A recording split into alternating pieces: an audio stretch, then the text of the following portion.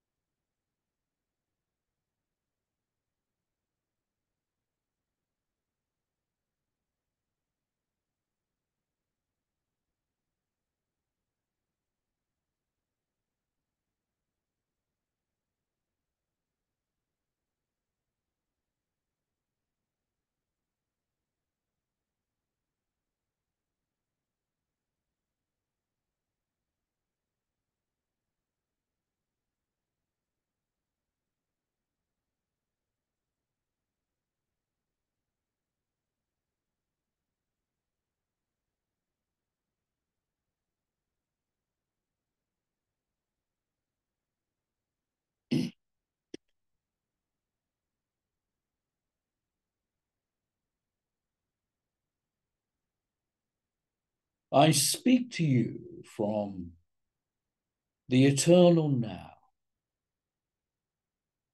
from the land of purity and peace and freedom. I speak to you about the world of love and of being fully present, with full acceptance, complete surrender, and the ability to be in love with all. Now, I do not come to you as a bridge from the eternal now to the one of your world of time and space. I cannot be this bridge because I am everywhere and in all time. Because I exist everywhere, so do you. And yet you live in a cage of time and a cage of space.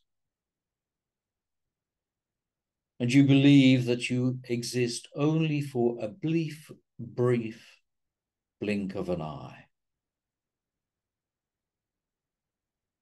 You exist for 80 years or so. And yet I say you live an eternal life, ever present, ever witnessing, all knowing, and being in love for all beings.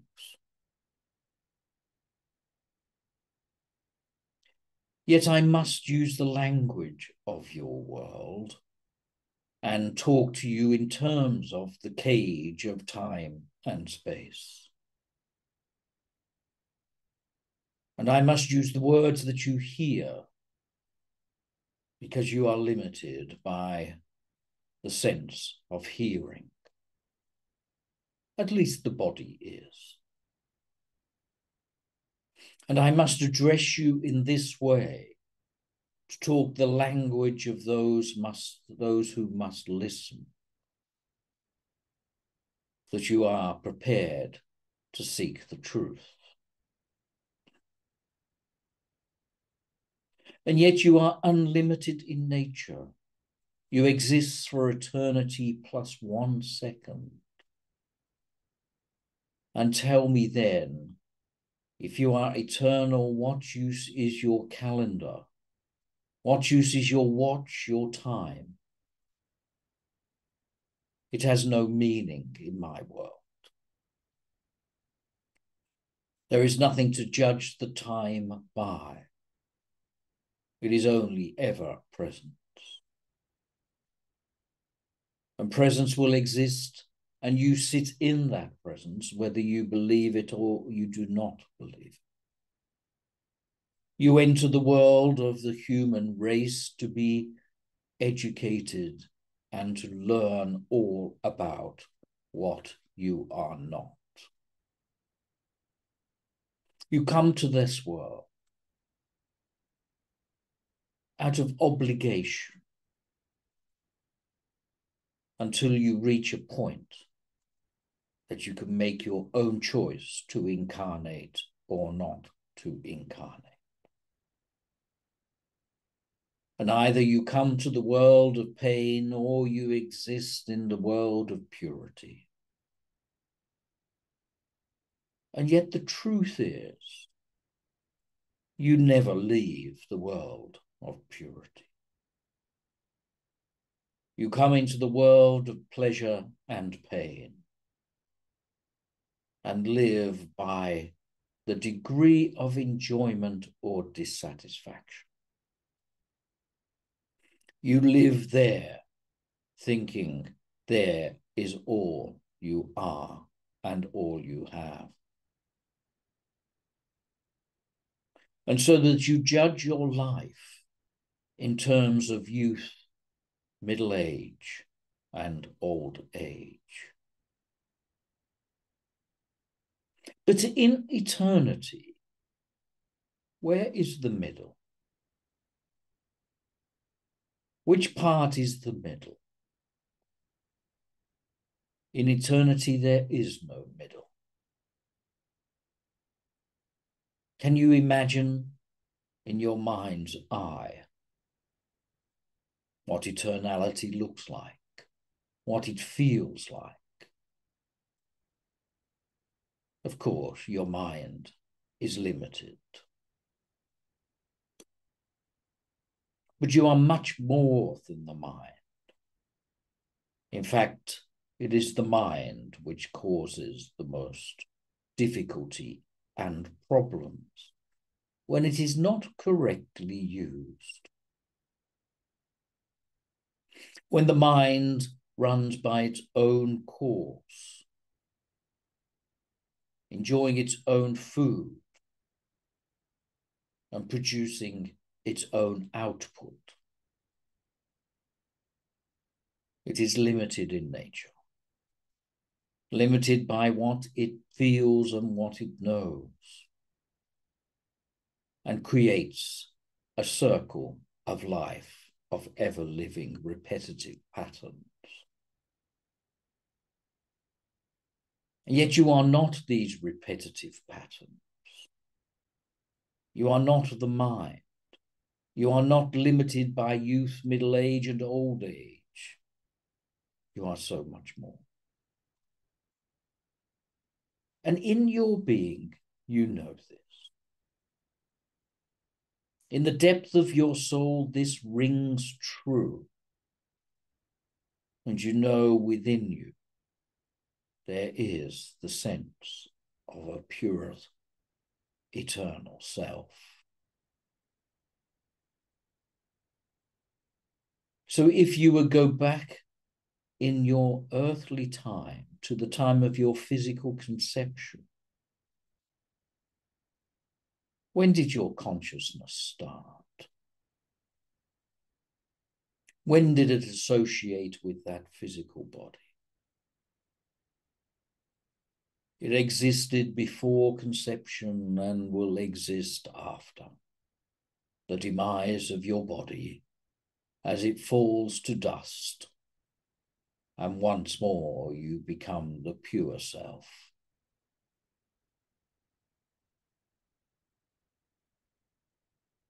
If you were to be true to you, and you look deep within your being, you know all that I am saying to be true. And you feel it inside, yet you cannot find that place inside where that feeling derives from. You cannot find that source, yet you know the source of this feeling must be there. And the source of that feeling is derived from the land of truth and honesty. It is your birthright, not to be minor, but to be complete. You will lift your head out of the muddy pool of life and breathe the purity of love once more. Birth and death are no more than doors, and you'll walk through and walk out when your time is done. So have no fear of old age or death. In fact, the very title, old age, does mean that there is fear in the being. A person fears the aches and the pains, fears disease, feels limitation, and fears not being seen. But how can you not be seen when you are always one with the eternal self? And it is that realization the doorway of death will once more deliver to you. So look forward to your physical passing and know that you come home. You do not disappear and suffer demise, but you come back to the Garden of Eden. You come back into the purity, the world of no limitation, no expectation, nowhere to go and nothing to do. The world of peace, of pleasantries, and a world where you never left, but your mind convinces you you have.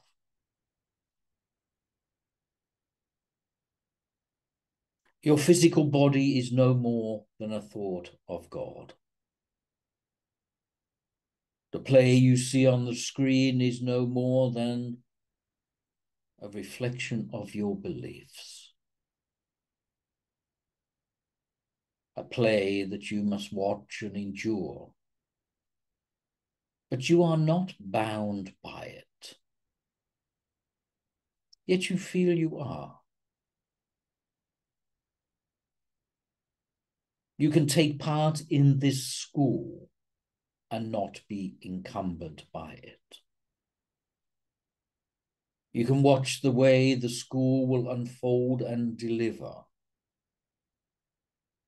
but neither gain nor lose. Just understand that there is more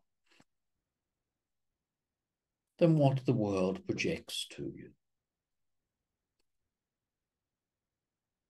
I've said many times that your mind is a terrible master, and it dictates to you and controls you and delivers to you much that you do not wish to see, much that you do not wish to endure. And yet you are not bound by whatever it delivers. You sit in the audience and just watch the play take place. And you experience this many times in your life. Not just for the 80 years, but just for minutes and for hours when you're captivated by an event as you watch and feel you are part of it. But there is much truth that you are yet to understand. And over the course of time, in the next few months of your earth years, we will deliver to you the ways to use the mind in the correct way.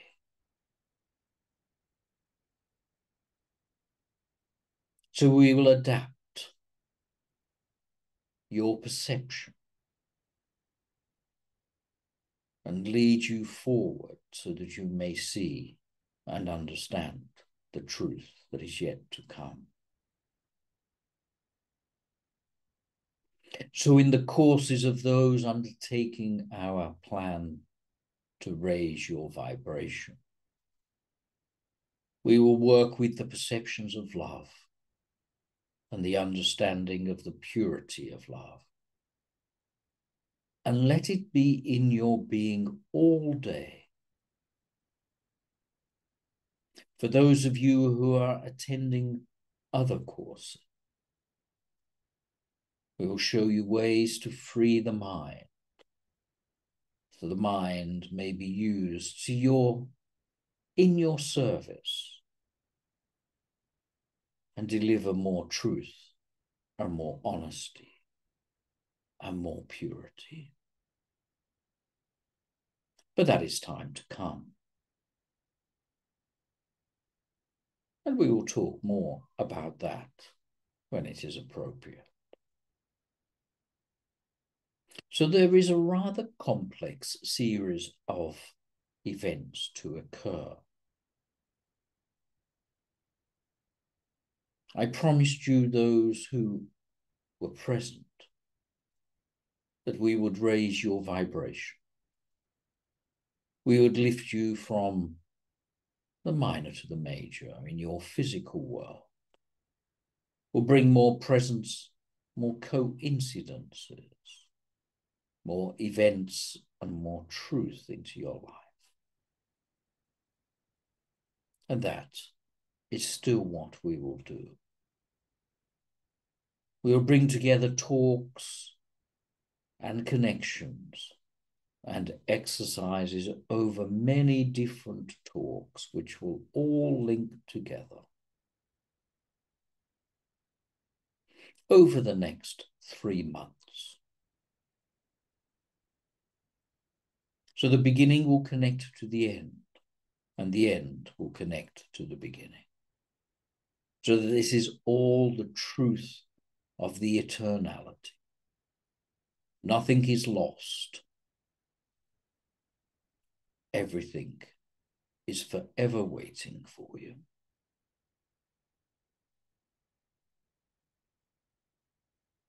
Perhaps it's time there to pause. And Brandon, may I have the healing list of names, please? Yes. Good to hear your voice again. I thank you. Names are Robert, Marjorie, Jeannie, and Jesse, Stephanie and Susanna, Ross, Stacy, Lauren, Matthew, Pia and Kelsey, Mistuki, Chris Wielden, Nabi Clark, Christina, Jody, Emma, Lisa or Liza, Justin, Mira, Hendricks, Ben, and Jasmine. Thank you.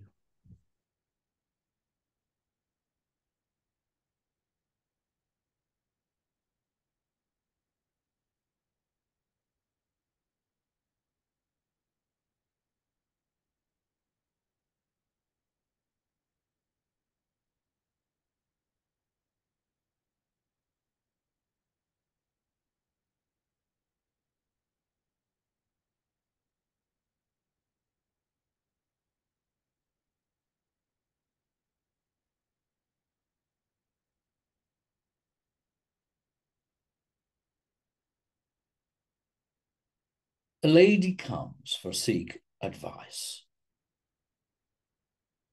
and she's just undertaken a traumatic incident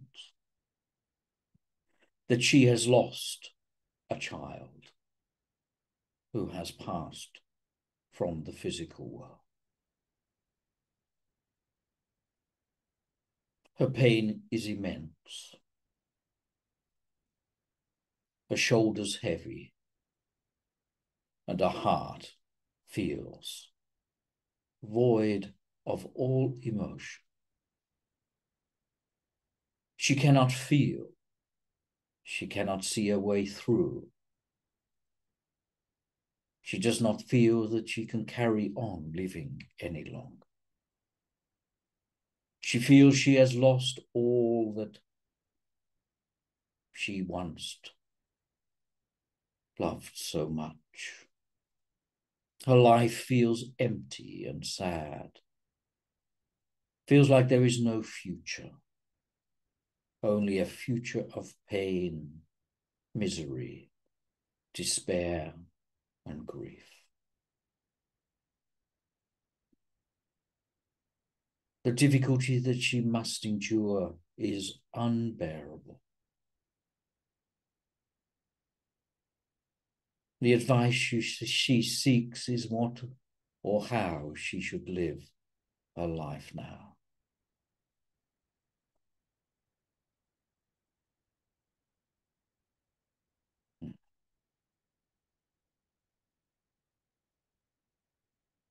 And she was told that the pain that she is carrying is indeed the most unbearable pain. And this pain has come to her. And she must endure the pain for as long as she must endure the pain.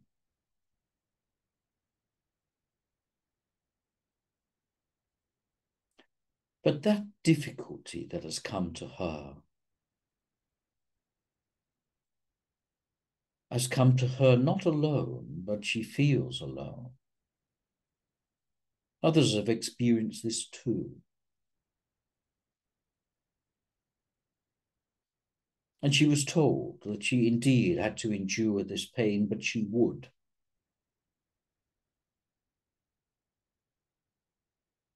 And in seeing this pain, with a shift of her mind, she could see that she was still present and endured only in the mind. The difficulty of all that circumstance was born in the mind. The physical body felt the consequence of the mind. But the truth was that pain, no matter how dramatic and strong, never affected her, only the mind that was associated to that physical life.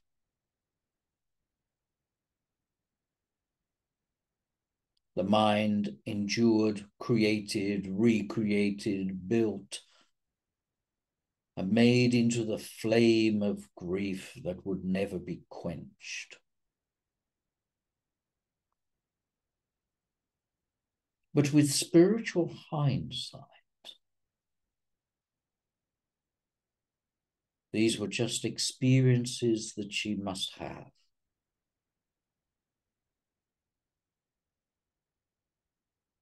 She was still pure, yet was covered in the cloth of grief.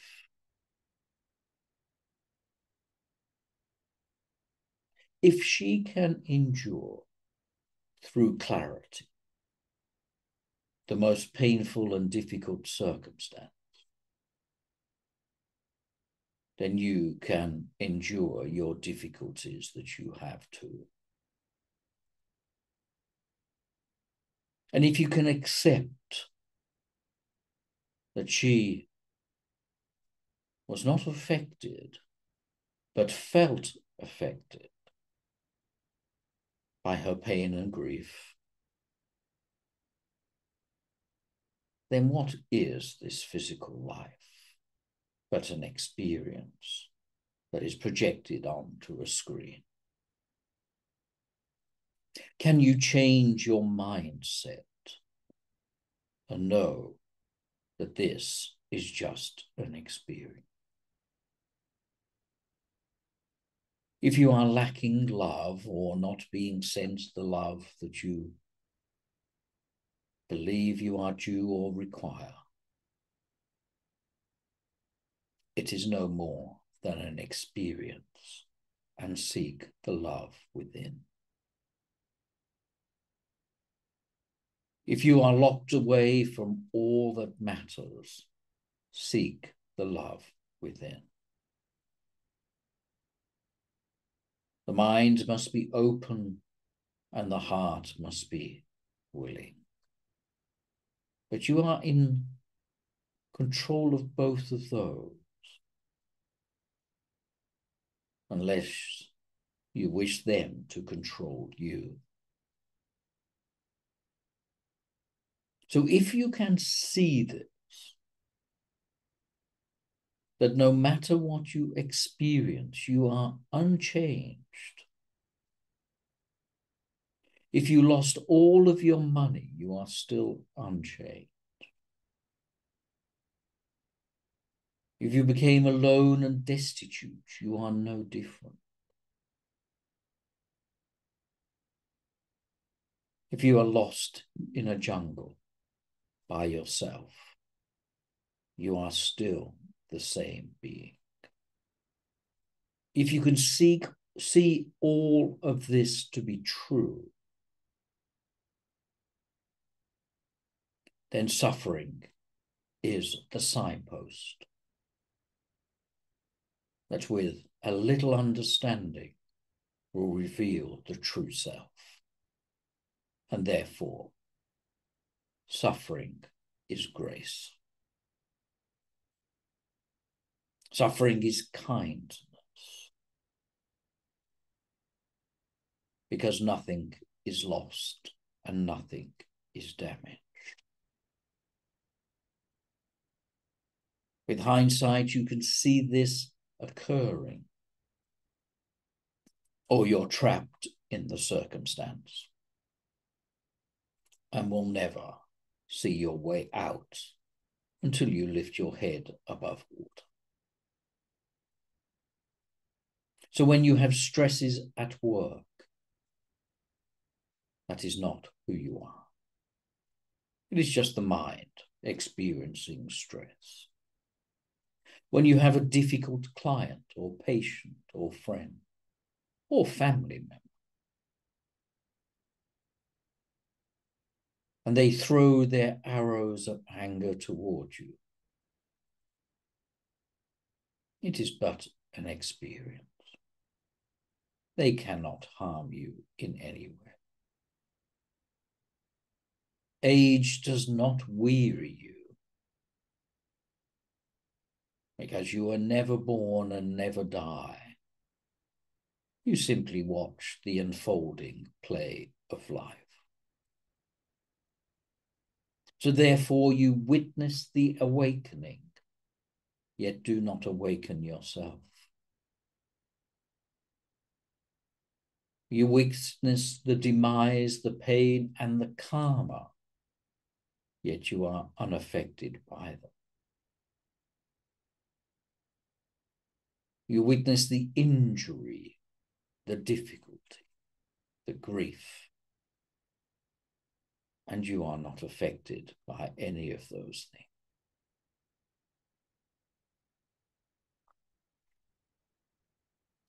How much love is in your life is up to you. How much pleasure you allow to flow through you into the physical world is up to you. How much peace in all events is up to you. And this is done by allowing the mind to be an open vessel, a clear diamond.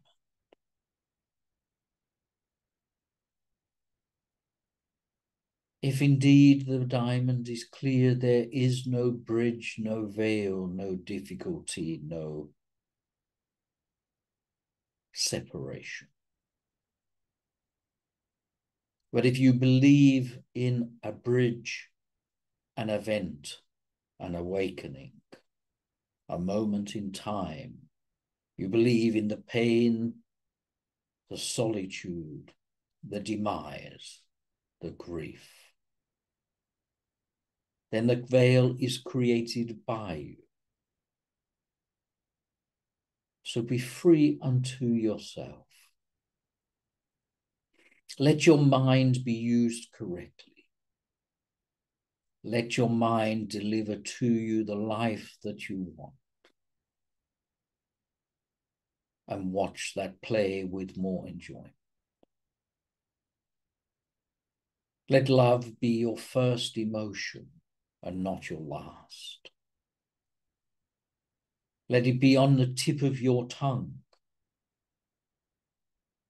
In every situation, before anger, before pain, before resistance. And then the flow from the two worlds become one, and I am with you.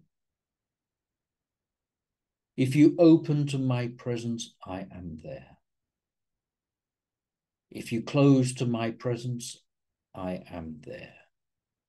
But you will never know.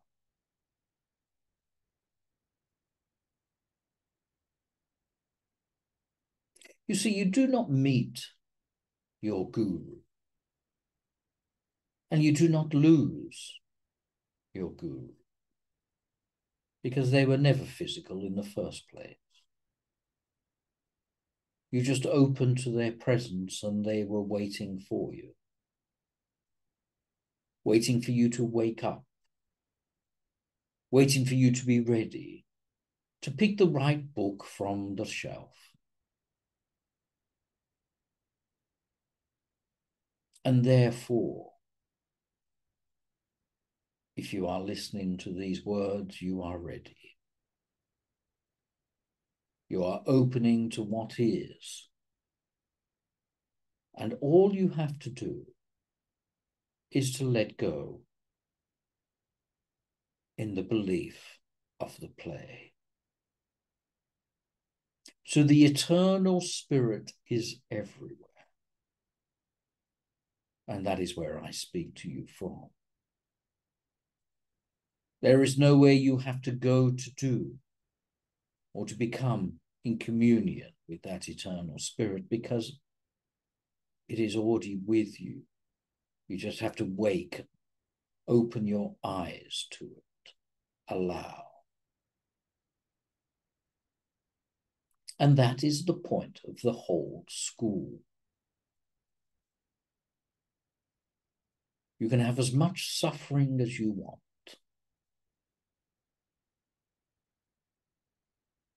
If you prefer, you can have as much grace as you want. You just open to the perception of the eternality or the limited. The suffering is in the limited. The grace is in the eternal.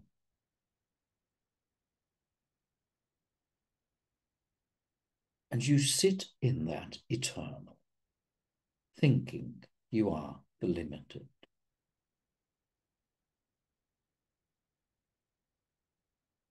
And you would say, well, how do I do that then? How do I come out of this singular individual self to realize the oneness that you speak from? And that is what we will show you in courses, in groups, in time. And if I showed you the way and said, do this, will you do it?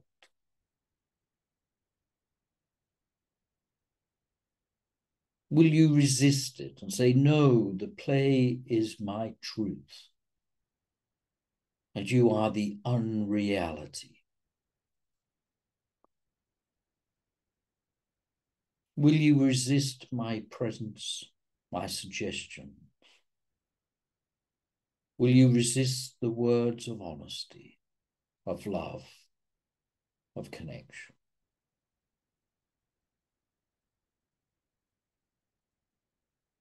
Will you do the work? Or will you be born again to live and to look under more rocks for the very advice that I will give you? Do you want that truth now or in 1,000 years' time?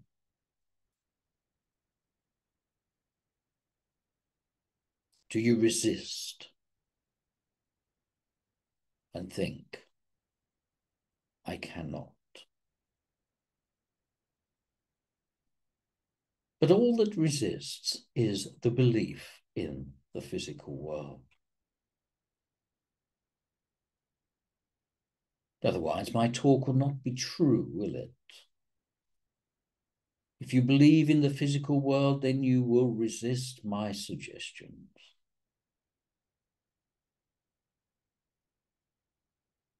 And when you close your eyes to your physical world and open them to mine, in a figurative sense, you'll bang your head against the wall and say, why did I not? Let's live again, see if I can get it right this time.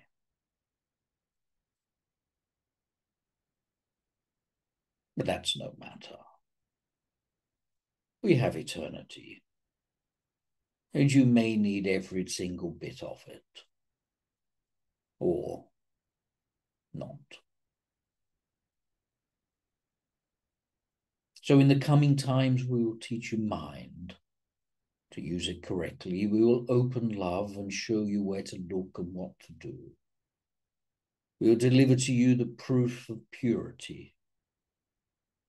Those undertaking the world will find their own truth.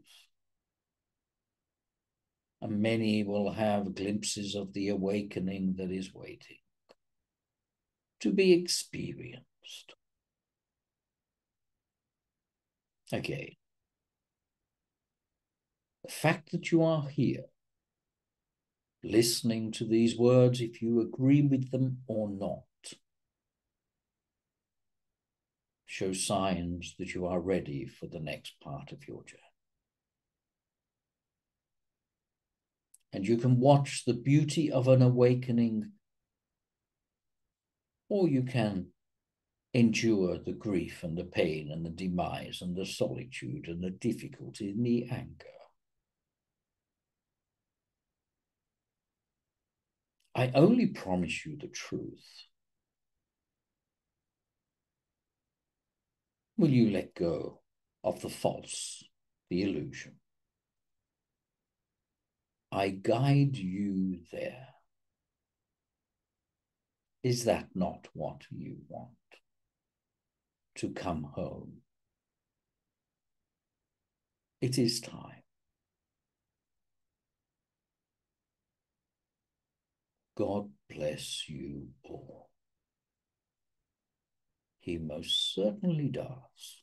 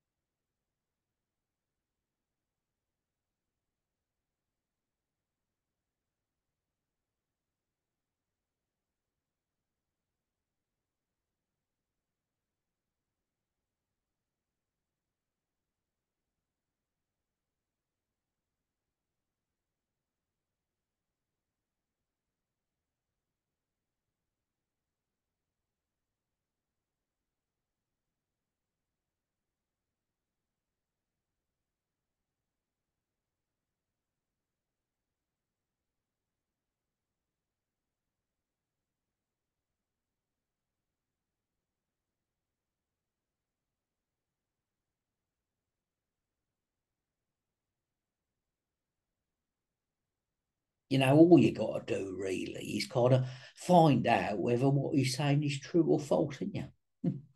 You've got to just explore a bit, be open to it rather than closed from it. You know what I mean? Just have a go and find out. It's kind of like put your toe in your water, isn't it?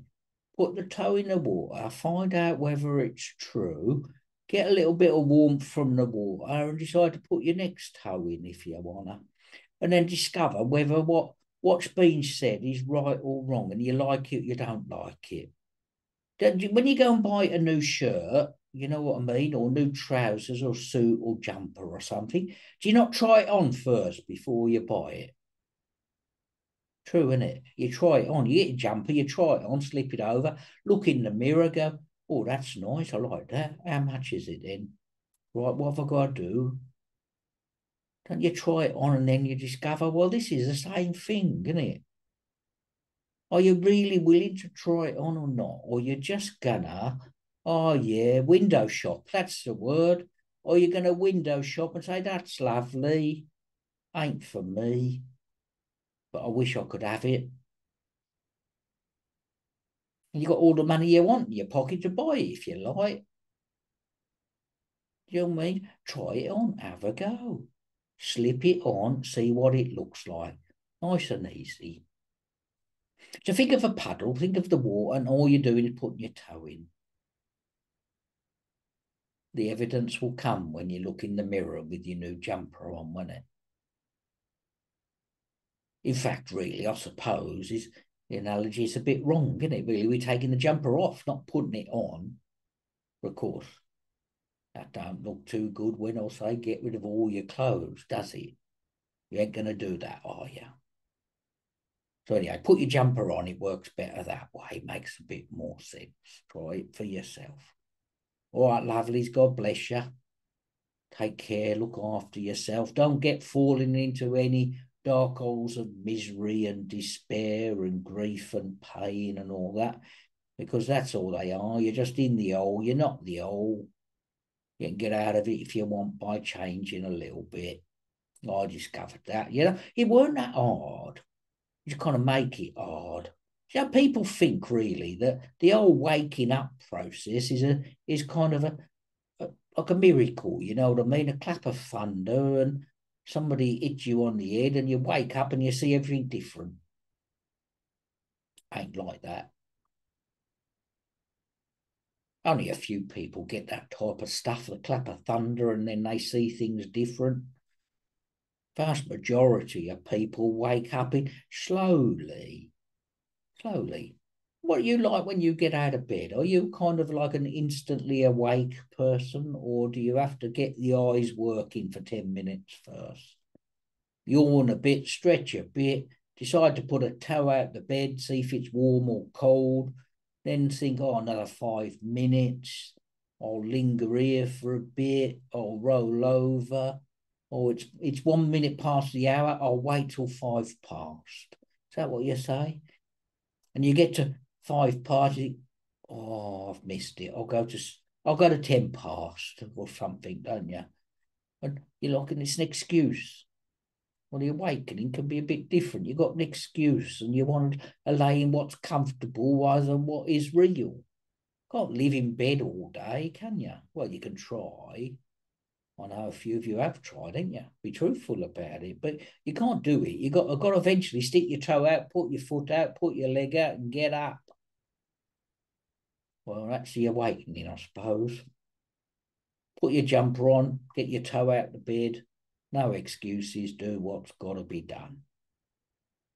Anyway, I'll make it sound like a circus. No, it's kind of, I ain't got the fancy words and the right speeches that he can do.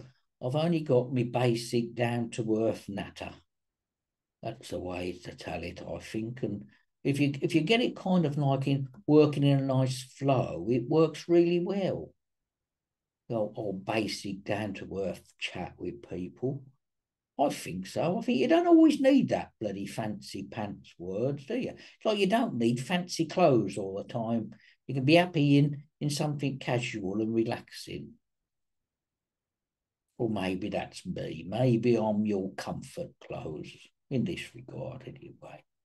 All right, look, I said goodbye already, and I've kind of, it's what it's like, isn't it? I've got to say goodbye at least 3 times before I go. I think it was a bit like that. Didn't want to go when my body had to go. Do you know what I mean? I kind of almost died, came back. And I died again and came back. And I thought, oh, I've got a bit more to say. Like that on your deathbed. I've got a bit, hey, love, come here, come here. I used to say on my deathbed, come here, I've got one more thing to tell you. Anyway, it's probably the same now. I'm the same in death as I was in life. Say a bit more. Anyway, I'll try again. Third time lucky. All right, everybody, take care, lovelies. Be good to your mother and all that stuff. Keep smiling. Always walk on the bright side of the street. That's the way to go. Look, now 4 times, isn't it? All right, I'm going again. All right, see ya. Ta-ra.